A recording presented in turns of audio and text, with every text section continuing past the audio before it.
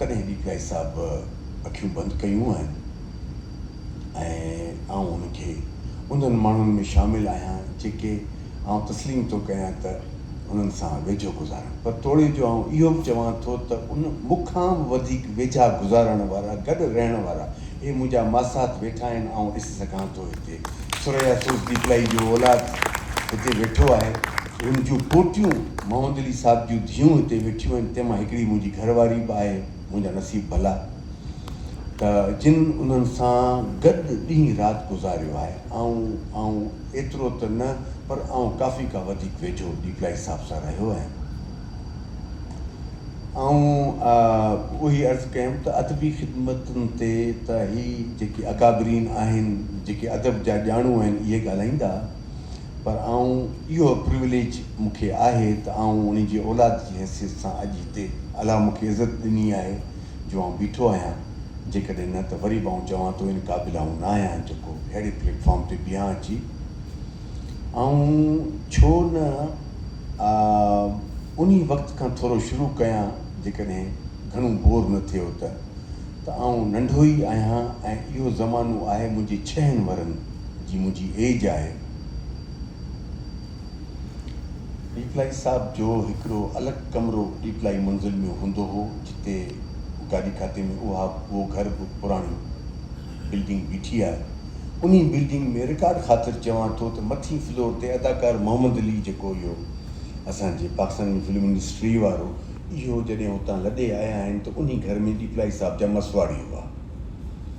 ऐं हिकिड़ो यूट्यूब ते मूंखे नज़र आयो त हैदराबाद जे चैनल हिकिड़ो आहे, वीलॉगर आहे, उन मुस्तफ़ा कुरैशी जो घर बि ॾेखारियो आहे। कल्लू पकोड़े वारो, गाॾी खाते वारो मशहूरु, इहे घणी माण्हू सुञाणनि था उनखे। उहो आकलाणी साहिब जो घर कल्लू पकोड़े जे बिल्कुलु पुठियां अथव, साईं गुफ़रान जो।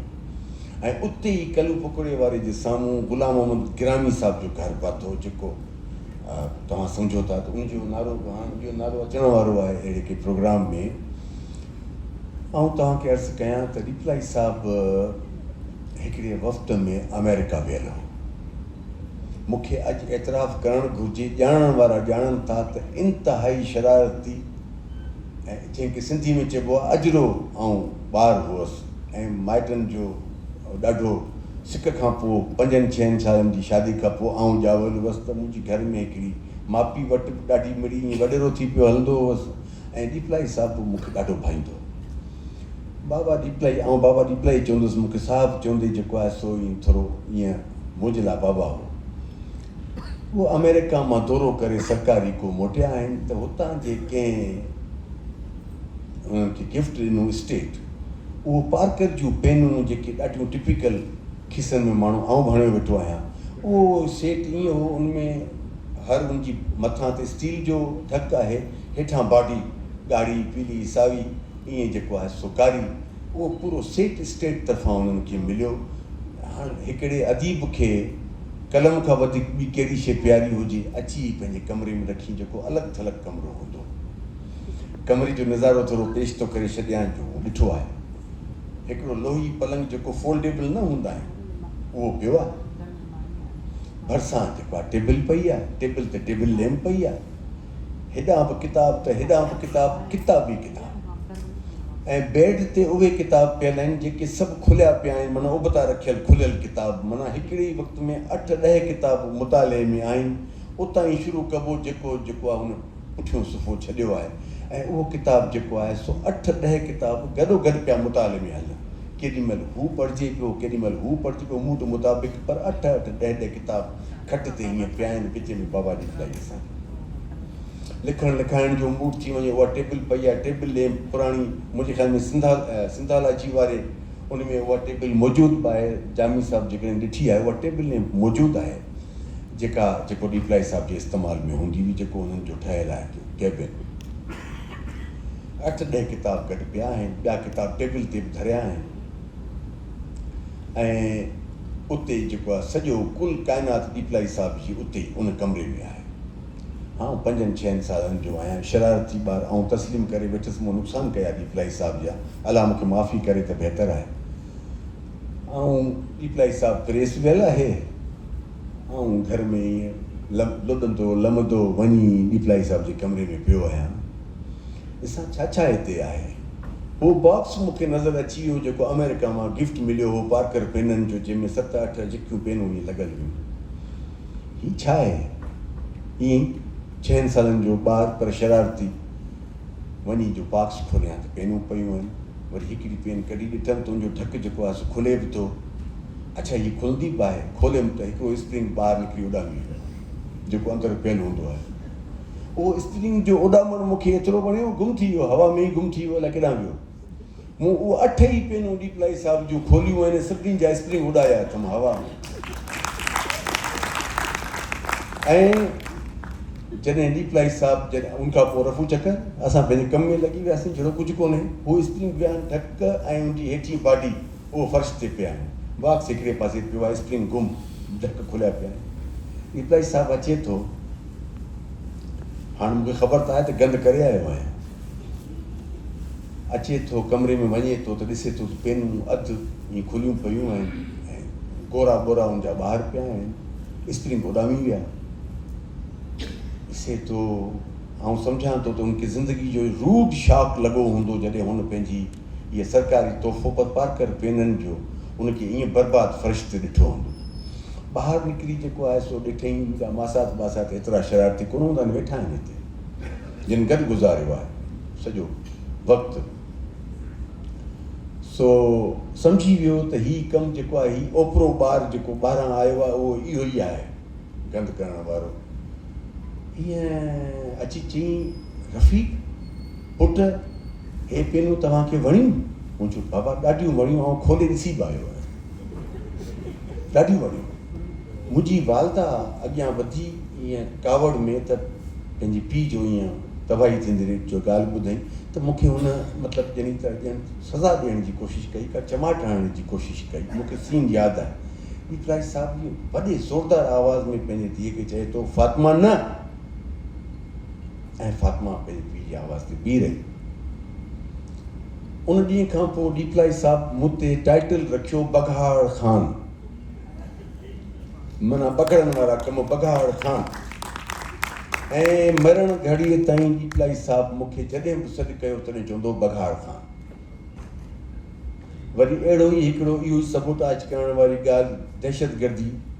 डिपलाई साहिब जे कमरे में तंहिं ज़माने में हिकिड़ी अजीब शइ हूंदी हुई, अलाए हाणे त हिते नई नस्ल खे कंसेप्ट ई न आहे। हाणे फ़ोटो कापियूं अची वयूं, तंहिंखां अॻु में जेको आहे हू साइक्लो स्टाइल हूंदा हुआ। डिपलाई साहिब वटि हिकिड़ी अजीब शइ हुई, हिकिड़ी जीअं ठपे वारी पेटकी हूंदी आहे पर उनखां चौड़ी साइज़ जी, उन में अंदरि हलवे वांगुरु ब्राउन कलर जो हिकिड़ो अंदरि मटीरियल पियो हूंदो जेको चंबड़ंदो हो। उन ते को पन्नो रखिबो, हे ॿुधाए वेंदा के माण्हू पुराणा, पन्नो रखिबो ऐं पन्नो खणिबो, वरी ॿियो पन्नो साफ़ु रखी वरी प्रेस कबो त उहो छापो उन ते पने ते अची वेंदो। इहो ई लुॾंदो लमंदो कमरे में वियो ऐं हीउ छा आहे त महसूसु थियो त का शइ आहे चंबड़ी पई ऐं ढक खोल ॾाढी ईअं।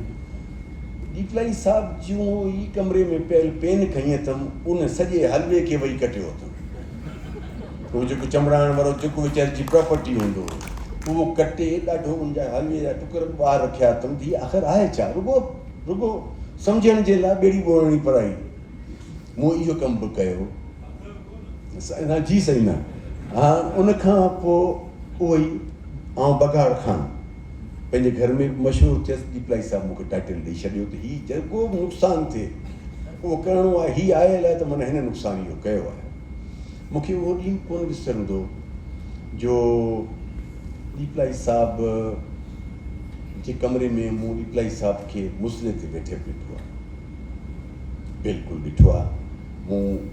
मूंखे इहो फ़ख़्रु आहे त ऐं इस्लामाबाद जी फैसल मस्जिद में अॻे वारे कॾहिं वञणु थिए त टिपिकली इहा शइ चेक बि कजो त मिंबर जेको इमाम जो आहे, इमाम साम्हूं जॾहिं वेंदो त इमाम जे हिन पासे हिकिड़ी कबट लॻल थो जेको ईअं शीशनि सां ठहियलु आहे, शोकेस ठहियलु आहे। उन में लिखियो पियो आहे क़ुरान शरीफ़ जा तर्जुमा मुख़्तलिफ़ ज़ुबानुनि में। अल्हम्दुलिल्लाह ऐं उन माण्हू जो औलाद आहियां, ॿियो बि औलाद वेठो आहे उते जेको ऑफिशियल तर्जुमो जेको फैसल मस्जिद खे दावा अकेडमी क़ाइद आज़म यूनिवर्सिटी जो हिसो आहे शायदि, उन्हनि जेको तर्जुमो छापियो आहे उहो डीपलाई साहिब जो सिंधी तर्जुमो आहे जेको हुते लॻल आहे।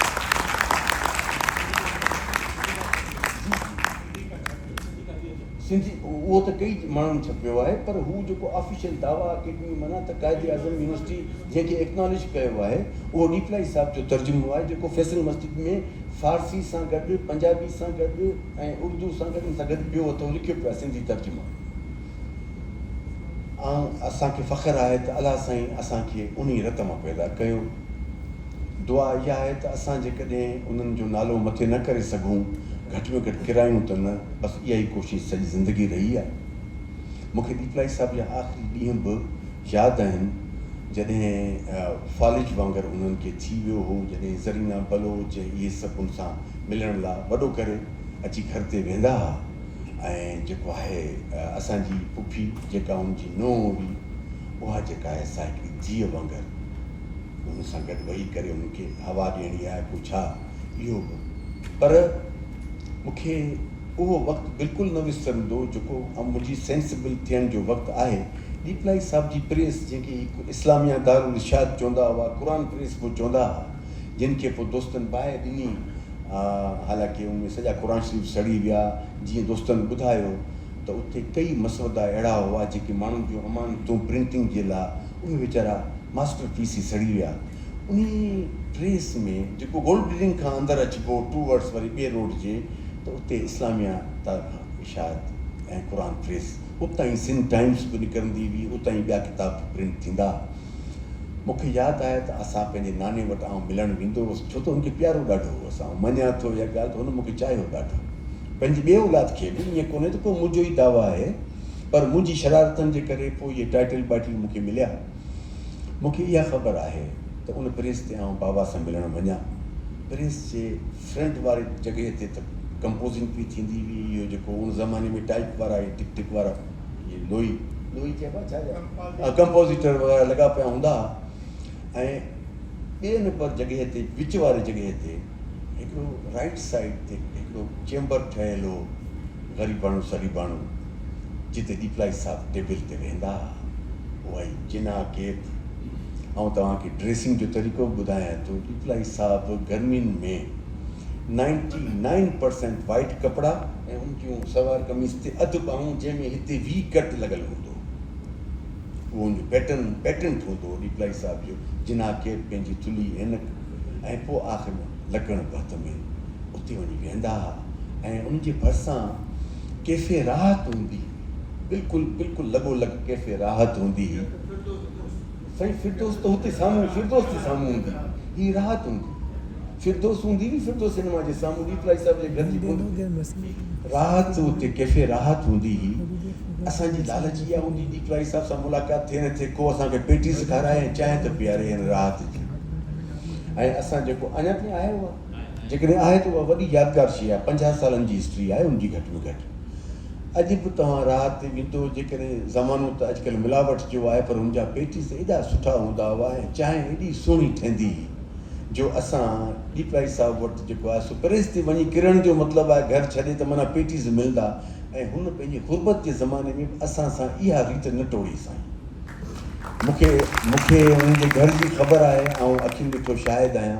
मूं डीपलाई साहिब खे हमेशह सम्झो ईअं त ग़ुर्बत जे हिसाब सां ई ॾिठो।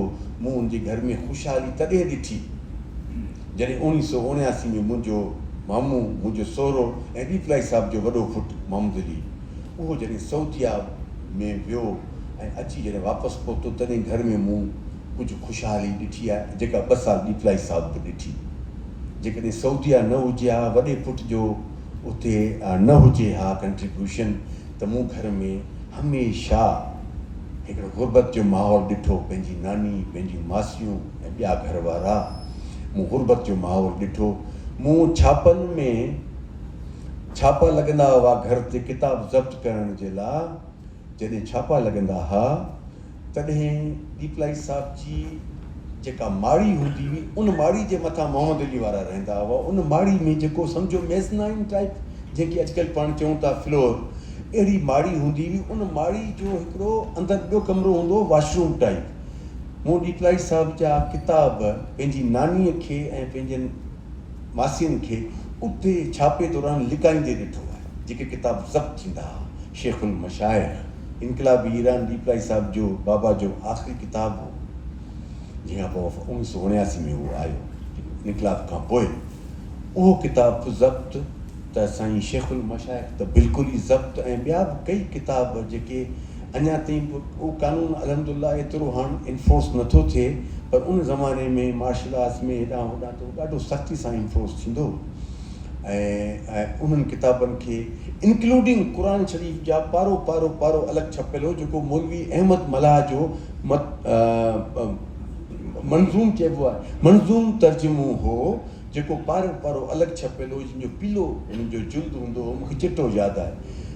उहे बि जेको आहे ख़तरे में त खजी न वञनि, उहो बि उन किताबनि सां मूं डंप थींदो ॾिठो आहे, ऐं जेके कई वरहे मूं उते ॾिठा आहिनि। सो इहे सभु कहाणियूं गुरबत ऐं उन जे बावजूदि बि मुंहं ते मुश्क, असांजा राहत वारा पेटीस चालू ऐं चांहि बि चालू, अल्हम्दुलिल्लाह असांजूं ख़र्चियूं इहे पोटियूं वेठियूं आहिनि, इहे तव्हांखे ॿुधाए सघनि थियूं त हुननि पंहिंजे पीउ खे कीअं ॾिठो आहे, ॾाढे खे। ऐं मुंहिंजा मासात वेठा आहिनि हिते, सुरैया सोच जो तव्हांखे ॿुधायूं औलाद वेठो आहे, त जिन क़रीब सां ॾिठो आहे।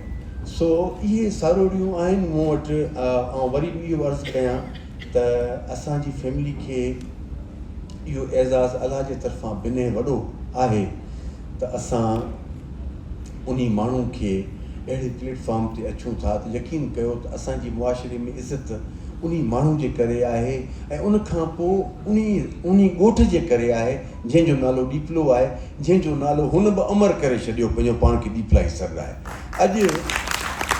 अॼु कई माण्हू उहो ॾीपलाई जो जेको नालो आहे उहो ॾीपलाई पुठियां अटैच करण में पंहिंजे नाले जे फ़ख़्रु महसूसु था कनि। ऐं हिकिड़ो नालो वठी थो वञा, इहे मुंहिंजा वॾा वेठा आहिनि हिते का शायदि जहिड़ा जिन ॾिठो आहे हुनखे। ऐं तव्हांखे अर्ज़ु कयां, हिकिड़ो असांजो फ़नकार हूंदो हो ॾीपले जो, मिस्री लंघो, शायदि भई यादि आहे, मिस्री लंघो असांजी शादियुनि ते ॻाइणु ईंदो, मुंहिंजी शादी ते बि ॻाइणु आयो हो। पर जॾहिं आहिस्ते आहिस्ते कैसेट्स जो ज़मानो आयो, स्टूडियो में सिंधी फ़नकार ॻाइणु लॻा, तॾहिं जेको आहे सो उहो ई माण्हू कैसेट ते कीअं लिखिजी आयो, मिस्री ॾीपलाई। ऐं अहिड़े तरीक़े सां तव्हां ॾिसंदो त कई नंढियुनि ज़ातियुनि जा, जेके आउं नंढी ज़ात चवण लाइ उनजी इंसल्ट महसूसु, पंहिंजी इंसल्ट महसूसु थो कयां, असांजा थरी, उन्हनि बि पंहिंजे नाले जे पुठियां ॾीपलाई इस्तेमालु कयो आहे। ऐं इहो हिकिड़ी अदब शनास क़िस्म जी धरती आहे, जितां अॼु केतिरा किताब, केतिरो अदब जेको आहे सो उतां लिखिजे थो ऐं प्रिंट थिए थो।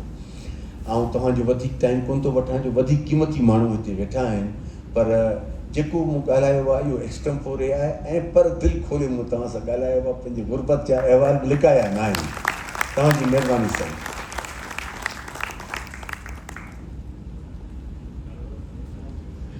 थैंक यू रफ़ीक ॾीपलाई मेमन साहब।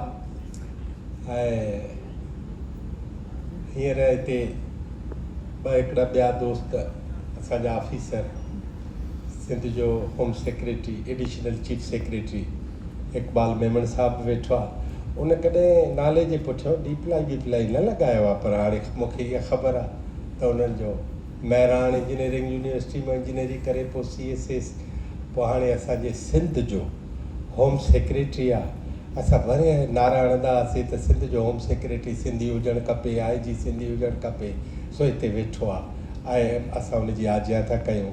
डॉक्टर MB धारेजो साहिबु वेठो आहे, डिस्ट्रिक्ट मैनेजमेंट जो माण्हू आहे। ऐं ॿिया खोड़ सातरा कमिश्नर हैदराबाद फयाज़ अब्बासी साहिबु वेठो आहे। असांजी फयाज़ अब्बासी साहिब सां सखर में मुलाक़ात थी, ऐं फयाज़ अब्बासी जी हिकिड़ी ॻाल्हि रुॻो तव्हांखे ॿुधाए छॾियां